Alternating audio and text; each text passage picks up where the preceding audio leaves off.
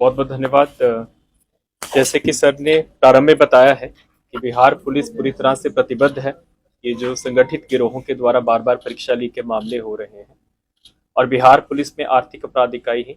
Bihar police की तरफ से नोडल इकाई है जो ऐसे सभी कांडों को और मामलों को सूचना और आसूचनाओं को डील करती है। जैसे सर ने बताया कि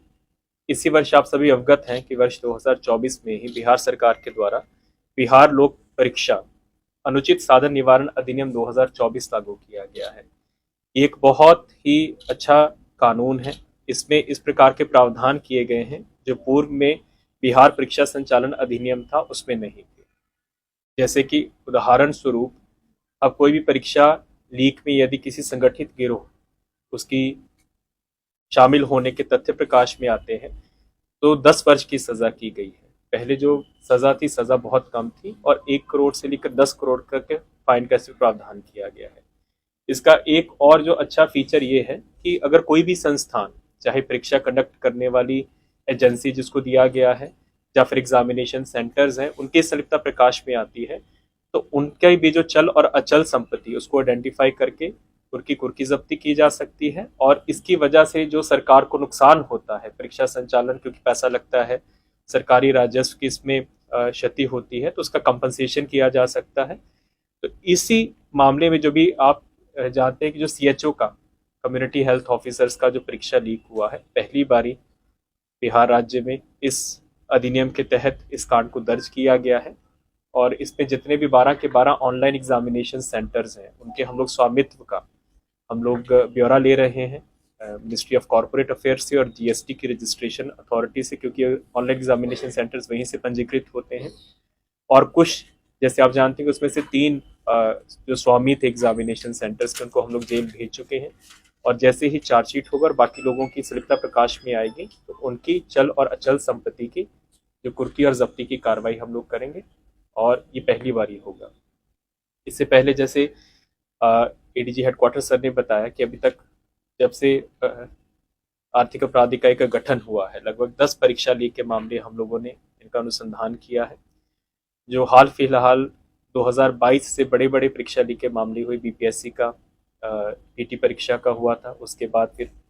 केंद्रीय चयन सिपाही भर्ती परिषद का परीक्षा लीक हुआ BPSC TRE teacher recruitment examination का हुआ नीट का भी प्रारंभिक इन्वेस्टिगेशन आर्थिक अपराध इकाई के द्वारा किया गया और अब सीएचओ का जो ऑनलाइन परीक्षा लीक मामला हुआ है। इन सभी मामलों में समेकित रूप से कार्रवाई करते हुए हम लोगों ने एक बहुत ही व्यापक डेटाबेस बनाया है। इस डेटाबेस में लगभग 170 लोगों का अभी हम लोगों के पास प्रोफाइलिंग हुआ है और इसमें बिहार राज्य के अतिरिक्त हम लोगों का लगातार संपर्क रहा है उत्तर प्रदेश के साथ, झारखंड के साथ, हरियाणा के साथ और जब नीट का पेपर लीक हुआ था तो गुजरात और महाराष्ट्र से भी वहाँ से टीम्स आई थी। तो हम लोगों के पास एक समेकित डेटाबेस बना है ऐसे गिरोहों का जो कि बिहार राज्य में भी कार्यरत हैं और अन्यत्र भी कार्यरत हैं और इस लोग आपस में परस्पर सहयोग भी करते हैं। उनका प्रोफाइलिंग करके हर बारी जब भी कोई भी परीक्षा होती है तो हम लोग इसके संबंध में अलर्ट्स भी जारी करते हैं।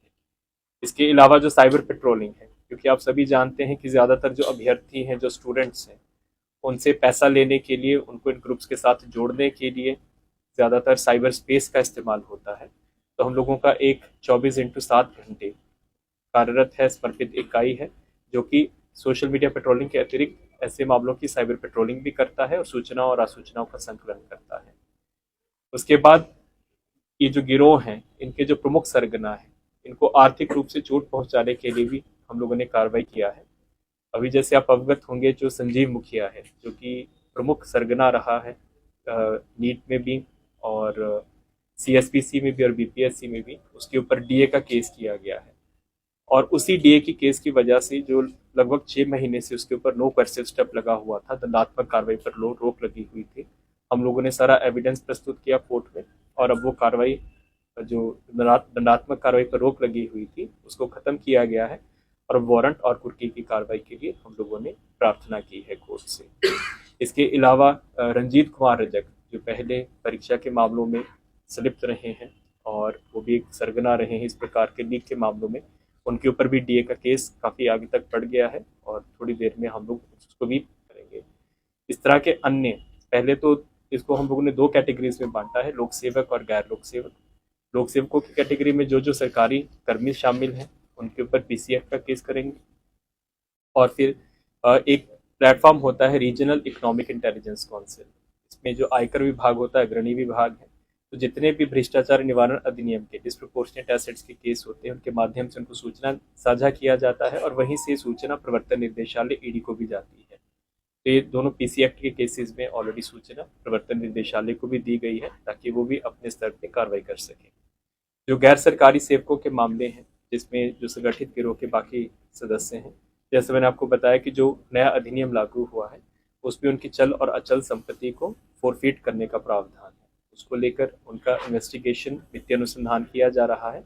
और उन लोगों के ऊपर भी सख्त कार्रवाई की जाएगी। इसके अलावा हम लोगों ने एक समर्पित रूप से आर्थिक अपराध इकाई में एक परीक्षा सेल का गठन किया है। जब भी कोई परीक्षा होती है तो एक समर्पित डेडिकेटेड ईमेल आईडी और व्हाट्सएप नंबर हम लोग जारी करते हैं। आप लोग सभी अवगत हैं, हम लोग अपनी परामर्शिका में एडवाइजरी में उसको देते भी हैं और उसके माध्यम से काफ़ी सूचनाएं और आसूचनाओं का हम लोग संकलन करते हैं और उसके ऊपर हम लोग प्रोसेसिंग करके कार्रवाई भी करते हैं। जैसे सर ने बताया कि अब हम लोग आउटरीच का भी काम कर रहे हैं। जो बीपीएससी का परीक्षा लीक हुआ, टीआरई का और सीएसपीसी का परीक्षा लीक हुआ और इवन जब नीट परीक्षा को लेकर हाई पावर्ड कमेटी बना था तो उसमें तीनों जगह पे आर्थिक अपराध इकाई के द्वारा परामर्शिका मांगी गई थी। वहाँ पे जाके हम लोगों ने बैठक भी की और कुछ सुधारात्मक सुझाव भी दिए थे, जिसके कारण बीपीएससी और सीएसपीसी का सफलतापूर्वक दोबारा परीक्षा लिया गया है, जिसमें किसी प्रकार का कोई आरोप लीक को लेकर नहीं आया है। अभी जो ऑनलाइन परीक्षा लीक हुई है इसको भी लेकर हम लोगों ने अपने अनुसंधान में पाया है कि कहाँ कहाँ पे लूप होल्स थे, कहाँ कहाँ पर खामियां थी, उसको लेकर एक हम लोग सुधारात्मक सुझाव प्रतिवेदन, एक एडवाइजरी परामर्शिका बना रहे हैं और जल्दी ही इसको सभी जो संबंधित एजेंसियां हैं जो इस प्रकार की ऑनलाइन परीक्षाएं कंप्यूटर बेस्ड टेस्ट लेती हैं उनके साथ हम लोग उनको साझा करेंगे। धन्यवाद।